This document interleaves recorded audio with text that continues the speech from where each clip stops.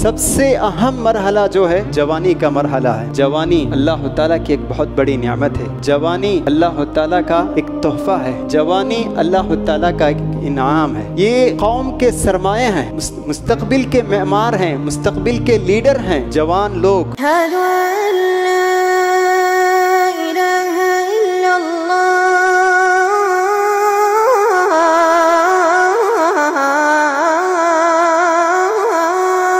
السلام علیکم ورحمۃ اللہ وبرکاتہ۔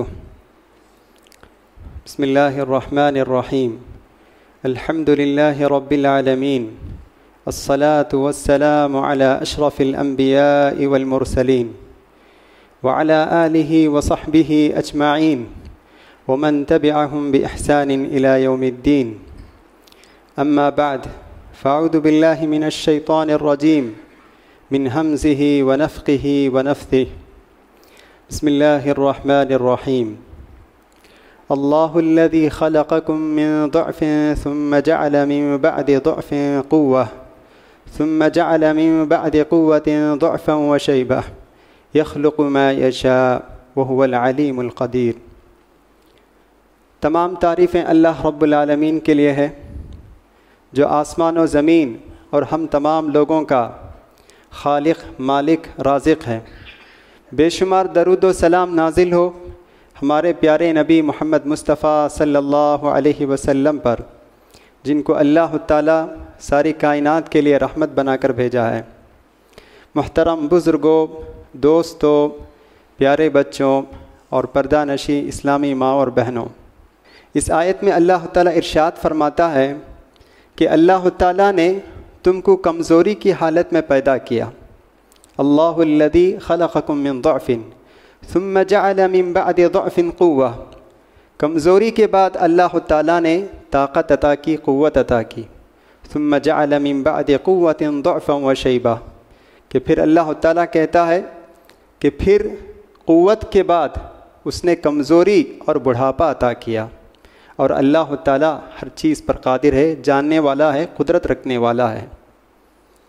اس آیت کریمہ میں اللہ تعالیٰ فرماتا ہے کہ جو بھی انسان پیدا ہوتا ہے اس کو زندگی کے 3 مراحل سے گزرنا پڑتا ہے۔ تو پہلا مرحلہ یہ ہے کہ اللہ تعالیٰ اس کو کمزوری کی حالت میں پیدا کرتا ہے۔ اس سے مراد بچپن کا زمانہ ہے کہ انسان جب پیدا ہوتا ہے تو کمزور ہوتا ہے، نہ وہ خود سے کھا سکتا ہے، نہ خود سے وہ نہا سکتا ہے، کوئی ضرورت اپنے طور پر پوری نہیں کر سکتا ہے، تو کمزوری کی حالت میں وہ پیدا ہوتا ہے۔ پھر اللہ تعالیٰ فرماتا ہے ثم جعل من بعد ضعف قوة، اس کمزوری کے بعد اللہ تعالیٰ اس کو طاقت، توانائی، قوت عطا کرتا ہے۔ اس سے مراد جوانی کی حالت ہے۔ انسان جب جوان ہوتا ہے تو اللہ تعالیٰ اس کے جسم میں طاقت عطا کرتا ہے، قوت عطا کرتا ہے، توانائی عطا کرتا ہے۔ اور پھر اس کے بعد اللہ فرماتا ہے ثم جعل من بعد قوة ضعفا وشیبة، کہ اللہ تعالیٰ طاقت اور قوت کے بعد پھر اسے کمزوری عطا کرتا ہے اور بڑھاپا عطا کرتا ہے۔ جوانی کا مرحلہ ختم ہونے کے بعد اللہ تعالیٰ اسے کمزوری عطا کرتا ہے، بڑھاپا بھی عطا کر دیتا ہے۔ تو اس آیت سے ہمیں یہ بات معلوم ہوتی ہے کہ جو بھی انسان اس دنیا میں پیدا ہوتا ہے، زندگی کے 3 اہم مراحل سے اسے گزرنا پڑتا ہے۔ ایک بچپن کا مرحلہ جو کمزوری کا مرحلہ ہے، دوسرا مرحلہ ہے جوانی کا مرحلہ جو سب سے زیادہ جس میں وہ طاقتور ہوتا ہے، وہ قوت کا مرحلہ ہوتا ہے، اور جیسے ہی جوانی کا مرحلہ ختم ہوتا ہے تو پھر اس پر بڑھاپا طاری ہو جاتا ہے، وہ کمزور ہو جاتا ہے۔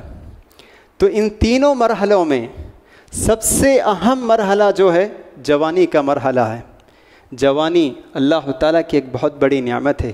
جوانی اللہ تعالیٰ کا ایک تحفہ ہے۔ جوانی اللہ تعالیٰ کا ایک انعام ہے۔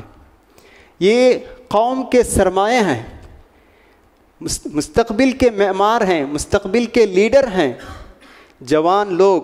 یہ قوم کی بہت بڑے، یہ قیمتی سرمایہ ہیں۔ اسی لیے حدیث میں آتا ہے کہ اللہ تعالیٰ قیامت کے دن ہر ایک آدمی سے چند سوالات کرے گا، ہر ایک آدمی سے چند سوالات کرے گا۔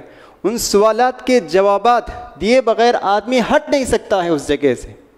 تو ان سوالات میں سے ایک سوال یہ ہے، خصوصیت کے ساتھ اللہ تعالیٰ کرے گا وعن شبابہ فیما افنا، کہ اللہ تعالیٰ انسان سے کہے گا کہ اے انسان، میں نے تجھے جوانی عطا کی تھی، تو نے اس جوانی کو کیسے صرف کیا؟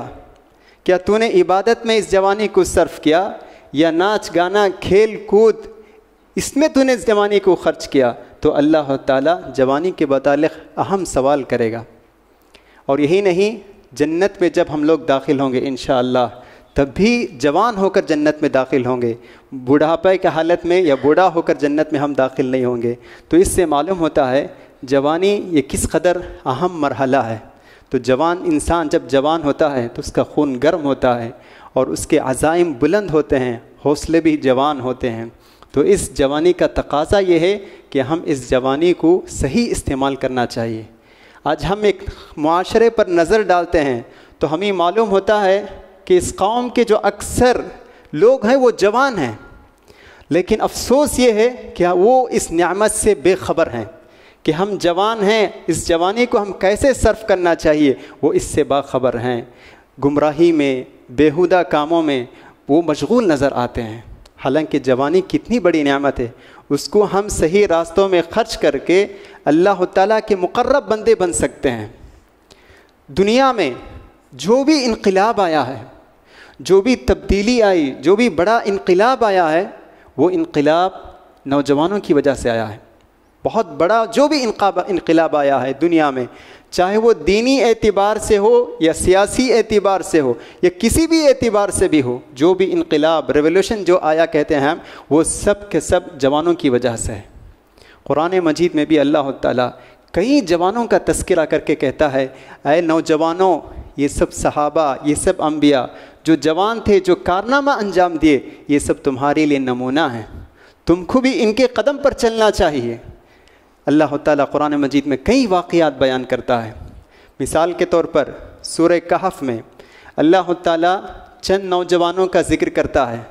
دیکھیے، آپ بھی نوجوان ہیں، وہ بھی نوجوان تھے، کیسے انہوں نے کارنامہ انجام دیا، آج تک تاریخ اس جیسے مثال پیش کرنے سے قاصر ہے۔ بہت زبردست کارنامہ انہوں نے انجام دیا۔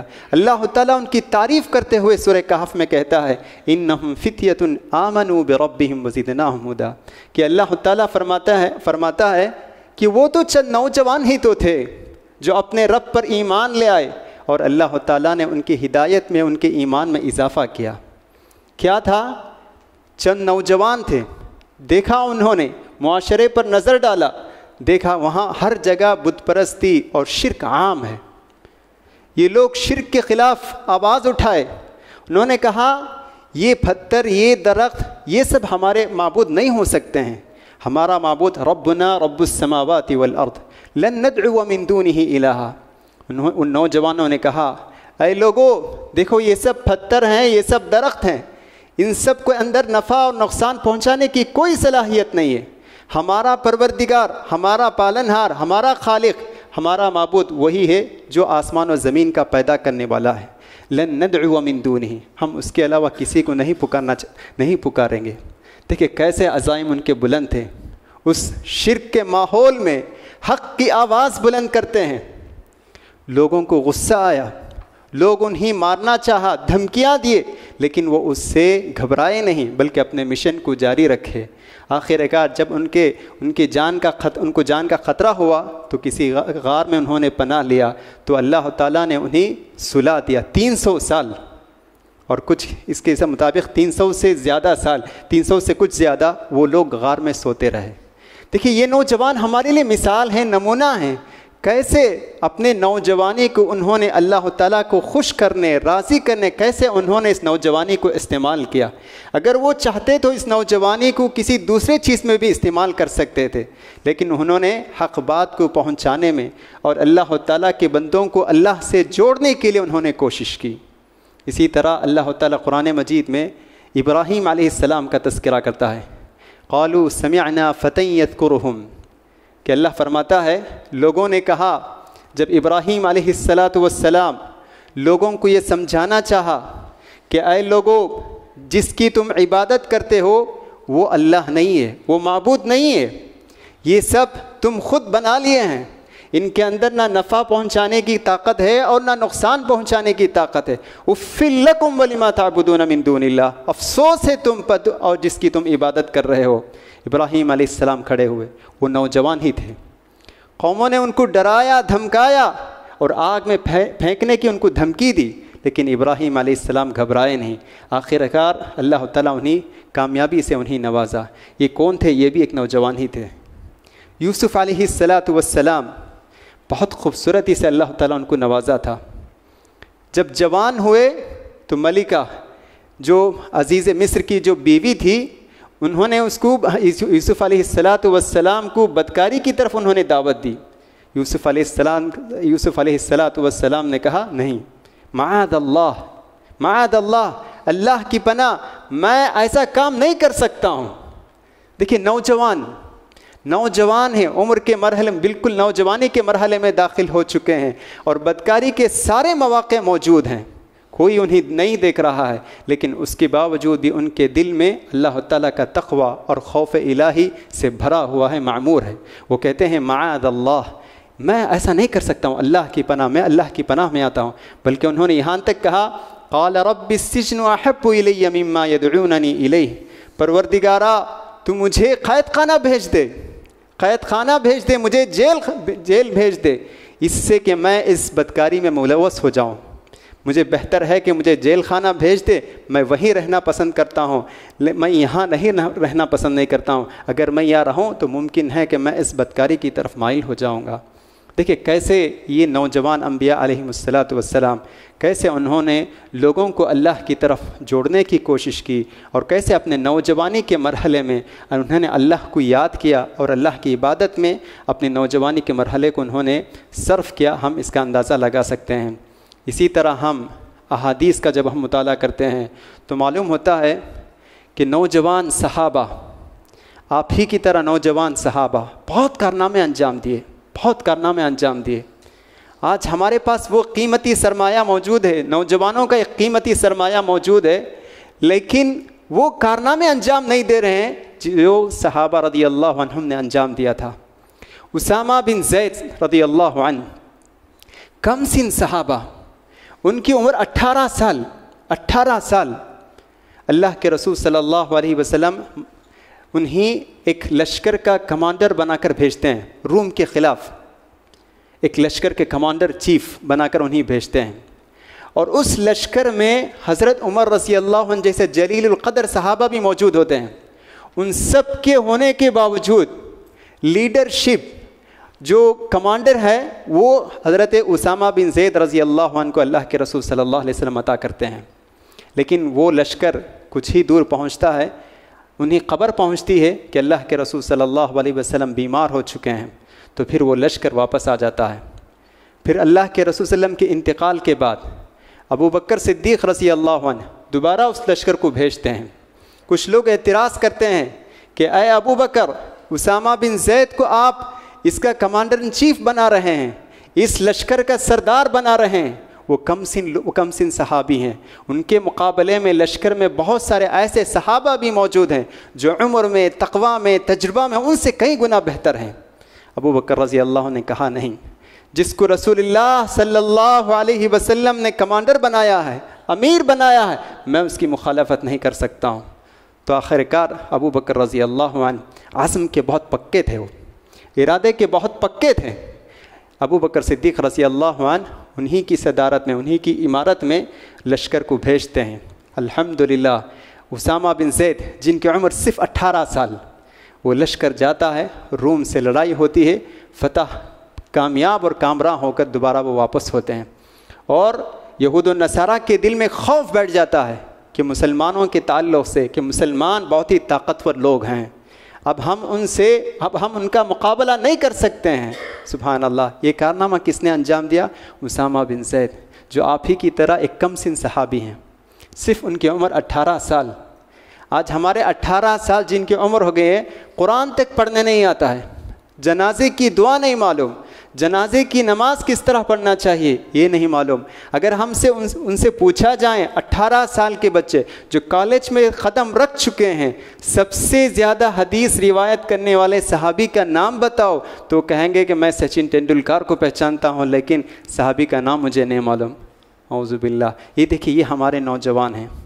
اسی طرح زید بن ثابت رضی اللہ عنہ, یہ بھی ایک کم سن صحابی ہیں, لیکن ایسے ایسے کارنامے انجام دیے, بہت کم عمر, 20 سال یا 20 سے بھی کم ہوگی ان کی عمر, لیکن ایسے ایسے کارنامے انجام دیے. سبحان اللہ, سونے کے پانی سے ہم ان کی خدمات لکھ سکتے ہیں, بہت ہی روشن خدمات. زید بن ثابت رضی اللہ عنہ ایک ایسے جلیل القدر صحابی ہیں کہ اللہ کے رسول صلی اللہ علیہ وسلم نے انہیں کاتبین وحی میں شمار کیا, یعنی ان صحابہ میں ان کو شمار کیا جو وحی لکھتے تھے. جیسے ہی وحی نازل ہوتی تھی تو چند صحابہ مقرر تھے, تو ان میں سے وہ بھی صحابی تھے جو وحی لکھا کرتے تھے. قرآن کی آیت جب نازل ہوتی تھی وہ لکھتے تھے. یہی نہیں, ان کا ایک دوسرا بہت بڑا کارنامہ یہ ہے کہ اللہ کے رسول صلی اللہ علیہ وسلم کے پاس کچھ خطوط آتے تھے. یہود وغیرہ انہیں کچھ خطوط لکھتے تھے ان کی عبرانی زبان وغیرہ میں. اللہ کے رسول کے پاس وہ خطوط پہنچتے تھے. اللہ کے رسول صلی اللہ علیہ وسلم کو ان کی زبان نہیں معلوم, تو آپ دوسروں کا سہارا لیتے تھے. اس خط پڑھو اور اس میں کیا لکھا ہوا ہے میرے لیے ترجمہ کرو. اللہ کے رسول دوسروں کا سہارا لیتے تھے. آپ نے زید بن ثابت کو حکم دیا, کیا ہی بہتر ہوتا تم ان کی زبان سیکھ لیتے تاکہ ہم کسی دوسرے کے محتاج نہ ہوتے. زید بن ثابت رضی اللہ عنہ کہتے ہیں صرف 16 دن یا 17 دن کے اندر میں نے ان کی زبان سیکھ لی. صرف سیکھی نہیں, حدقت فیہ, میں اس زبان کا ماہر اور ایکسپرٹ بن گیا.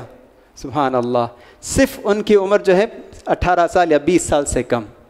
اور اس سے بھی بہت بڑا کارنامہ یہ ہے کہ حضرت ابو بکر صدیق رضی اللہ عنہ کے زمانے میں قرآن جیسا آج ہم دیکھ رہے ہیں بالکل کتابوں میں محفوظ ہے.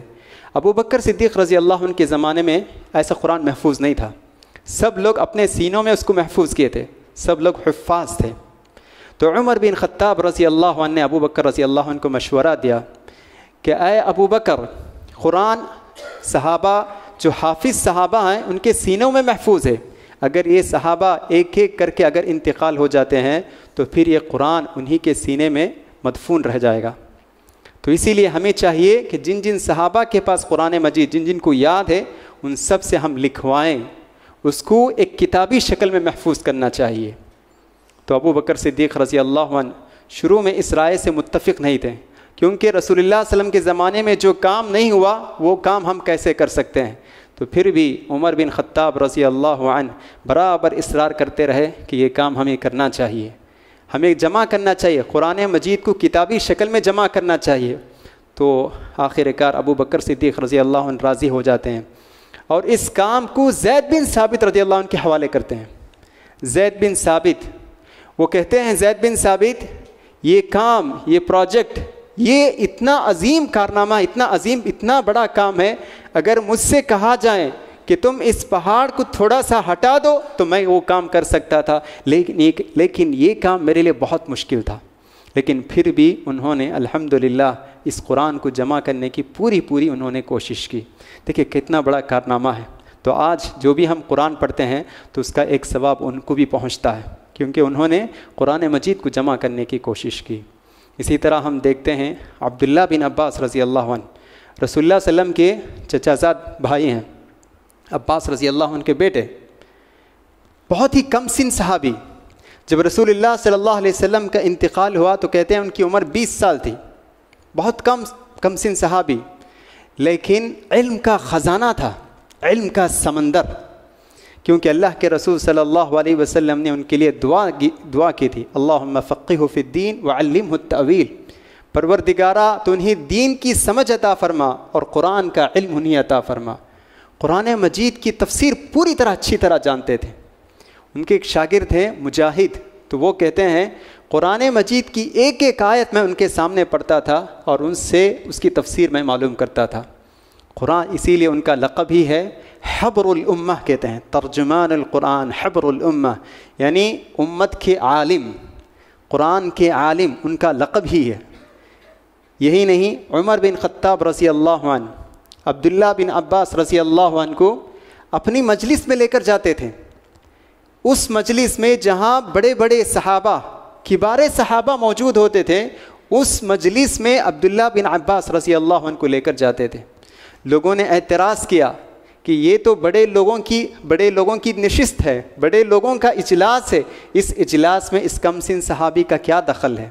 تو اللہ عمر بن خطاب رضی اللہ عنہ نے کہا نہیں، لہو لسان سؤول وقلب عقول، انہوں نے کہا نہیں، یہ کم سن صحابی ہیں لیکن علم کے اعتبار سے بہت بڑے صحابی ہیں، ان کے پاس پوچھنے والی زبان ہے اور سمجھنے والا دل ہے، تو اتنے بڑے جلیل القدر صحابی تھے۔ تو آج ہم اپنے معاشرے پر نظر ڈالتے ہیں تو بہت ہی افسوس ہوتا ہے، یہ ہمارے اسلاف تھے، صحابہ، انبیاء، نوجوانی کے اس مرحلے میں انہوں نے بہت سارے کارنامے انجام دیے، لیکن آج ہم اپنے معاشرے پر نظر ڈالتے ہیں تو ہمارے نوجوانان ملت، بہت ہمیں افسوس ہوتا ہے۔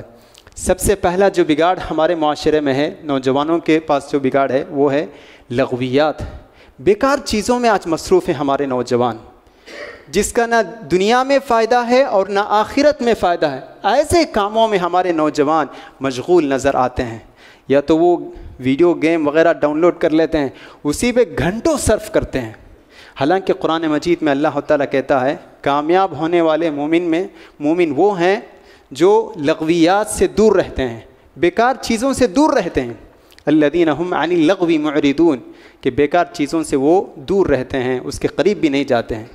اور اللہ کے رسول صلی اللہ علیہ وسلم فرماتے ہیں من حسن اسلام المرء ترکہ ما لا یعنی، کہ سب سے اچھا مسلمان وہ آدمی ہے جو بیکار چیزوں سے دور رہتا ہے، بیکار بات، بیکار کھیل کود، تو ان چیزوں میں وقت ہمارے نوجوان ضائع کرتے ہوئے نظر آتے ہیں۔ اور خاص طور سے ہمارے نوجوانوں کو فجر کے بعد سونے کی بہت بری عادت ہے۔ علماء نے کہا فجر کے بعد سونا حرام تو نہیں، مکروہ ہے، فجر کے بعد سونا یہ تو عام مشغلہ ہو گیا ہے، خصوصاً جن کی ڈیوٹی یا جن کے کلاسیں جو ہے دوپہر بعد ہے یا شام کے وقت ہے، وہ تو دوپہر تک سوتے رہتے ہیں، نعوذ باللہ من ذالک۔ فجر کا وقت بہت ہی بابرکت وقت ہے۔ ہمارے وہ نوجوان صحابہ جو کارنامے انجام دے، آج کے نوجوان صبح کے وقت جب برکت نازل ہوتی ہے ایسے وقت نرم گرم بستر میں سوتے ہوئے نظر آتے ہیں۔ کہاں سے ہماری امت میں انقلاب آئے گا؟ کہاں سے ہم لوگوں کو اللہ سے جوڑ سکتے ہیں؟ صبح کا وقت بہت بابرکت وقت ہے۔ ایک حدیث آتی ہے، اس حدیث کے راوی ہیں صخر رضی اللہ عنہ، وہ کہتے ہیں کہ اللہ کے رسول صلی اللہ علیہ وسلم نے دعا کی بارک اللہ فی امتی فی بکورہا، کہ اے اللہ تعالیٰ میری امت کے لیے صبح کے وقت میں اللہ نے برکت دی ہے۔ صخر رضی اللہ عنہ کہتے ہیں کہ جب سے میں نے یہ حدیث سنی کہ اللہ تعالیٰ نے میری امت کے لیے صبح کے وقت میں برکت دی ہے، تو میں ہمیشہ اپنا کام صبح کے وقت شروع کرتا تھا، صبح کے وقت میں شروع کرتا تھا۔ وہ تاجر تھے، وہ بزنس کرتے تھے، وہ کہتے ہیں کہ میں جو ہے تجارت صبح سویرے تجارت کرنا شروع کیا، کہتے ہیں نتیجہ یہ ہوا کہ بہت کم مدت میں مالدار ہو گیا۔ دیکھیے یہ صبح کے وقت اٹھ کر کام کرنے کی برکت ہے۔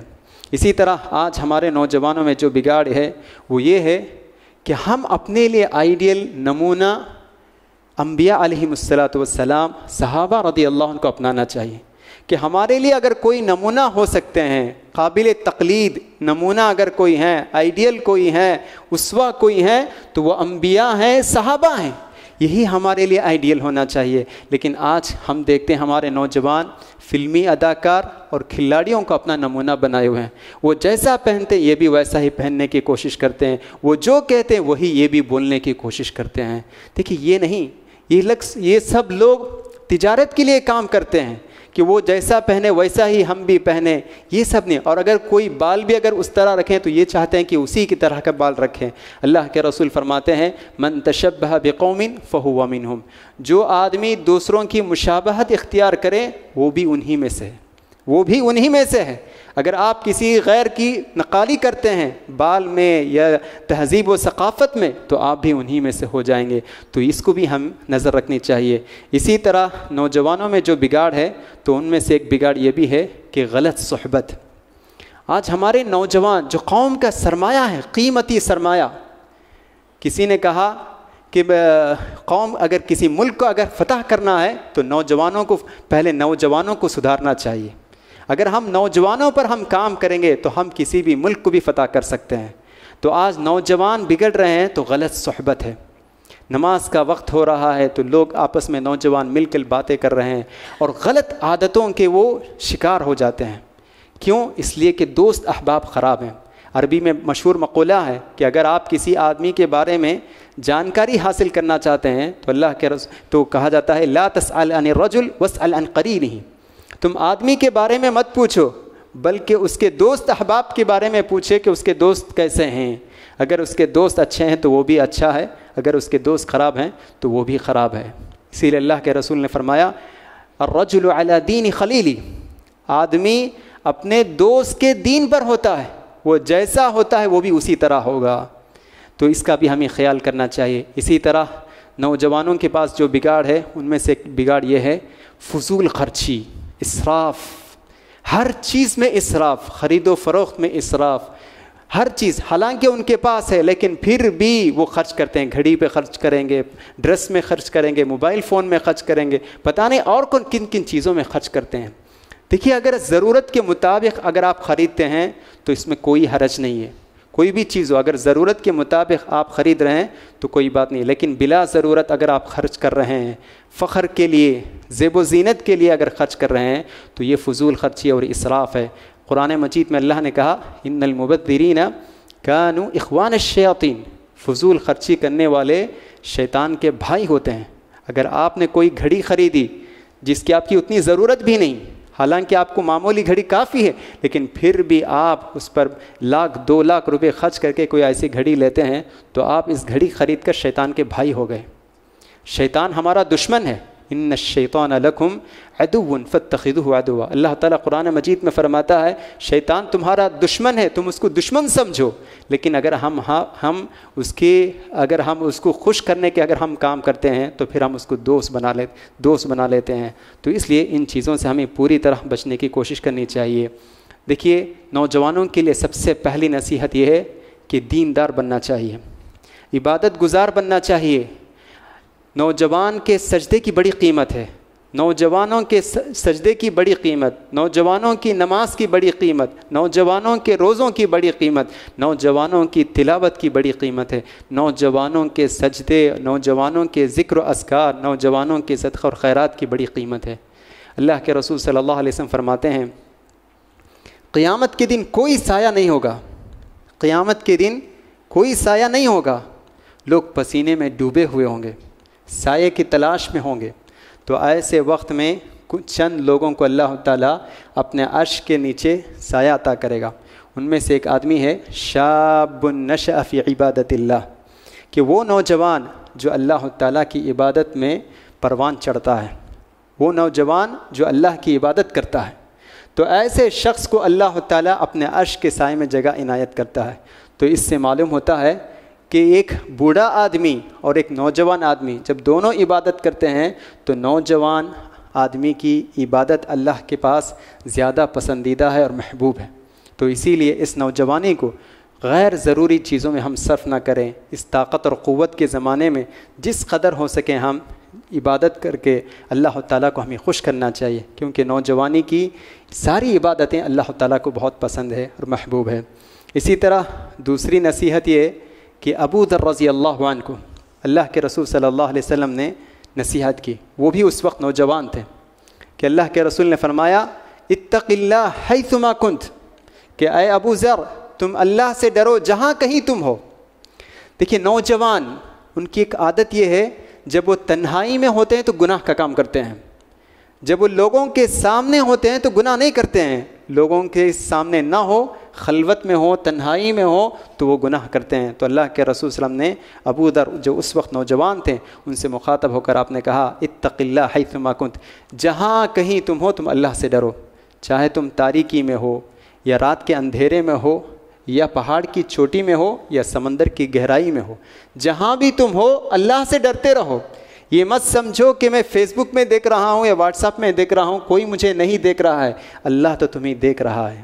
یوسف علیہ السلام کو یاد کرنا چاہیے اس وقت جو تنہائی کے وقت میں بھی اللہ تعالیٰ سے ڈرتے ہیں اور بدکاری سے دور رہتے ہیں۔ تو یہ تقویٰ اور یہ خوف ہمارے اندر پیدا ہونا چاہیے۔ اللہ تعالیٰ سے دعا ہے کہ اللہ تعالیٰ ہمارے قوم میں جو بھی نوجوان ہیں انہیں نیک ہدایت دیں، نیک توفیق دیں، اور اس اپنے نوجوانی کو اللہ تعالیٰ کی عبادت میں مشغول رکھنے کی توفیق عطا فرمائیں۔ آمین۔ وآخر دعوانا ان الحمد للہ رب العالمین۔